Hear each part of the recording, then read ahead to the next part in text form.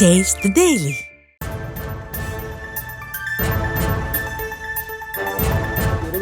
தேதி ஈவினிங் 4 மணிக்கு நமக்கு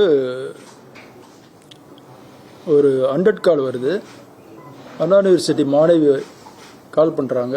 அந்த 100 காலை பேஸ் பண்ணி நம்ம போலீஸ் டீம் அண்ணா யூனிவர்சிட்டிக்கு போகும்பொழுது அங்கே அண்ணா யூனிவர்சிட்டியில் பாஷ் டீம்னு ஒரு கமிட்டி, அதாவது ப்ரிவென்ஷன் ஆஃப் செக்ஷுவல் ஹராஸ்மெண்ட்டுக்கு ஒரு கமிட்டி இருக்கும். அதில் இருக்கக்கூடிய ப்ரொஃபஸரும் அந்த பாதிக்கப்பட்ட மாணவியும் இந்த கம்ப்ளைண்ட் கொடுக்குறாங்க. அவங்க கொடுத்த கம்ப்ளைண்ட்டை பேஸ் பண்ணி எஃப்ஐஆர் போடுறோம். எஃப்ஐஆர்ன்றது ஃபர்ஸ்ட் இன்ஃபர்மேஷன் ரிப்போர்ட்டு. பாதிக்கப்பட்டவங்க என்ன கொடுக்குறாங்களோ அதை அப்படியே எழுதணும். அதில் போலீஸ் எந்த திருத்தமோ அடுத்தல பண்ணக்கூடாது. அதான் சிலர் தெரியாமல் சொல்கிறாங்க, எஃப்ஐஆர் இப்படி போட்டிருக்கலாம், எஃப்ஐஆர் அப்படி போட்டிருக்கலாம். அப்படி கிடையாது.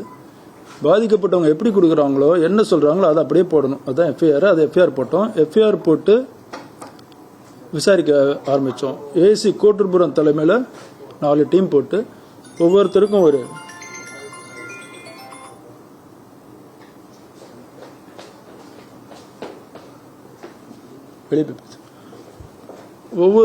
டாஸ்க் கொடுத்து விசாரிக்கிறோம். சந்தேகப்பட்ட நபர்களை சிலர் கொண்டு வந்து விசாரிக்கிறோம். விசாரிச்சுட்டு அறிவியல் பூர்வமாக ஆதாரங்களை சேகரித்து டவர் லொக்கேஷன் சிடிஆர்லாம் போட்டு அடுத்த நாள் காலையில் 25 காலையிலேயே நம்ம அக்யூஸ்டை பிடிச்சிடுறோம். பிடிச்சதுக்கப்புறமும் அந்த குற்றத்தை அவன் தான் செஞ்சான் அப்படிங்கிறத உறுதிப்படுத்துறதுக்காக மேலும் விசாரணைகள் பல செஞ்சு அப்புறம் குற்றத்தை அவன் தான் குற்றவாளி என்பதை உறுதிப்படுத்தின உடனே அரெஸ்ட் பண்ணி ரிமாண்ட் பண்ணுறோம். இதுதான் இந்த கேஸை பொறுத்த வரைக்கும் நடந்தது. இதில் உங்களுக்கு ஏதாவது டவுட் இருந்தால் கேளுங்க. ஒரே நிமிஷம் கத்தக்கூடாது, ஒவ்வொருத்தராக கேளுங்க. எல்லாருக்கும் சொல்கிறேன், 1 by 1. சரி சரி சரி.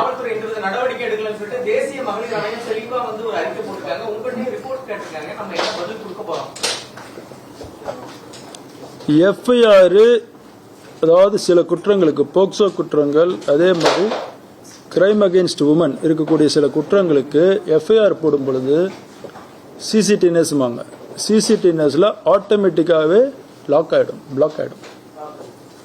இப்போ இந்த பிஎன்எஸ் ஐபிசியிலேருந்து பிஎன்எஸ் மாறும் பொழுது சில டெக்னிக்கல் கிளிஜினால இந்த எஃப்ஐஆர் லாக் ஆகுது தாமதமாயிருக்கு. அந்த தாமதமான டைமில் ஒரு சிலர் பார்த்துருக்குறாங்க, அதை பதிவிறக்கம் செஞ்சுருக்கிறாங்க, அவங்க வழியாக லீக் ஆகிருக்கலாம். ஒன்று. இரண்டாவது, எந்த எஃப்ஐஆரை போட்டாலும் கம்ப்ளைண்ட் இருக்கிறாங்களே அவங்களுக்கு ஒரு காப்பி கொடுக்கணும். அது மேண்டேட்ரி. அதுபடி நாம் விக்டிம்க்கு ஒரு காப்பி கொடுத்தோம்.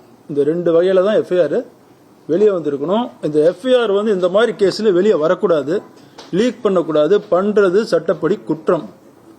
அதே மாதிரி அந்த லீக்காக இருந்தால் கூட அதை எடுத்து வச்சுட்டு பெரிய அளவில் விவாதம் செய்வதும் சட்டப்படி குற்றம். என்ன குற்றம்னா, பாதிக்கப்பட்ட நபரோட ஐடென்டிட்டி, அதாவது அடையாளம் எந்த வகையிலுமே வெளியே தெரியக்கூடாது. பேர் தான் சொல்லணும் இல்லை, அவங்க கொடுக்கக்கூடிய சில தகவல்களை வச்சு அந்த பாதிக்கப்பட்ட நபரை நாம் அடையாளம் கண்டுபிடிக்க முடியும் அப்படிங்கிற அளவுக்கு தகவல் கொடுத்தாலுமே தவறு. அந்த மாதிரி கொடுத்தது வெளியே தெரிய வந்ததுனால இப்போ கோட்டூர்புரத்தில் நம்ம இந்த லீக் பண்ணதுக்கு எஃப்ஐஆர் கேஸ் போட்டிருக்கிறோம்.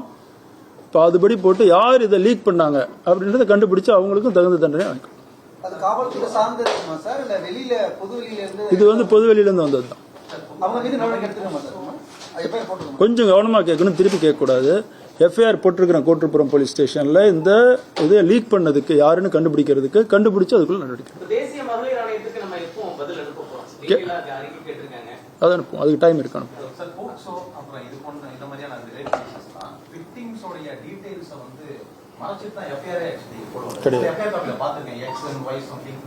எஃப்ஐஆர்லாம் அப்படி மறைக்கக்கூடாது சட்டப்படி. அதுக்கு அடுத்து நடக்கக்கூடிய கம்யூனிகேஷன்ல அப்படி மறைச்சு போடுவாங்க. எஃப்ஐஆர்ல மறைக்கக்கூடாது. எஃப்ஐஆர்ல மறைச்சா அப்புறம் தெரியும் விஷயம், தகவலே தெரியாதுல்ல.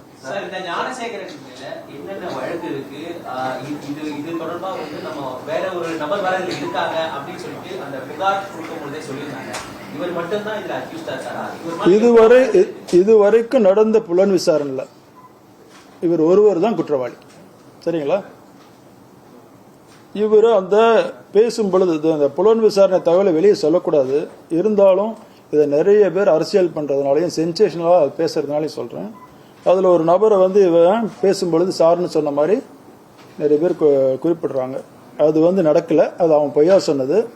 குறிப்பாக அந்த அக்கரன்ஸ் நடக்கும்போது அவன் அந்த ஃபோனே ஏரோப்ளேன் மோடில் தான் போட்டு வச்சுருந்தான். ஸோ அதனால் அது வந்து தவறான தகவல். ஒன்று வேற என்ன கேள்வி கேட்டீங்க?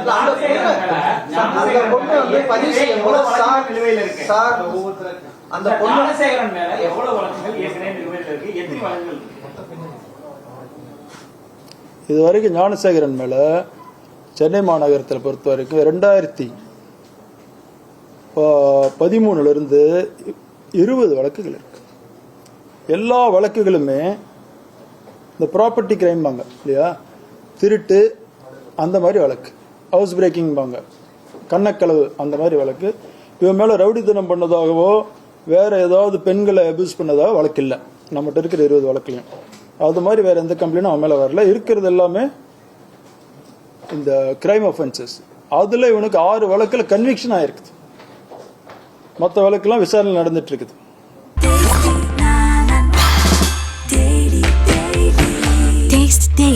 Taste the Daily.